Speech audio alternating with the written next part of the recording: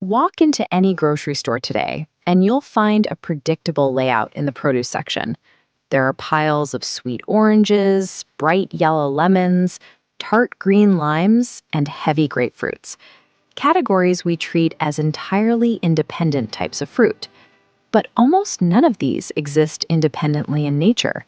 They aren't original species at all. These are botanical mutts, mixed genetic hybrids born from centuries of crossbreeding. To understand how these supermarket staples are connected, we have to look past the modern display and find the actual original species they came from. Millions of years ago, across the varied landscapes of Asia, the genetic foundation of modern citrus consisted of only a few pure, distinct ancestor species. The first is the citron. As this botanical illustration shows, it's defined by a thick, bumpy rind with almost no internal flesh or juice. Then there is the pomelo.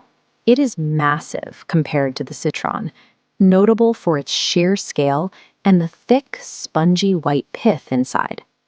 Finally, the original mandarin. These are small and grow in clusters, with a loose skin and a much higher sugar content than its larger relatives. While these three look nothing alike, they share a rare trait called genetic plasticity. Unlike most plants, these ancestor species are biologically compatible, allowing them to interbreed easily.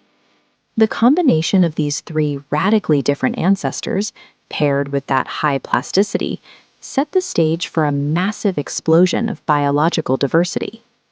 As humans migrated and these plants moved into closer proximity, the pure ancestors began to cross-pollinate. We can map this like a genetic equation. If you crossbreed pure pomelo DNA with pure mandarin DNA, the result is the sour orange. If you then take that new sour orange and cross it back with another pure mandarin, you get the sweet orange. Every navel orange we eat today is a mathematically specific ratio of pomelo and mandarin DNA. The pure citron enters the equation when it crosses with the sour orange lineage.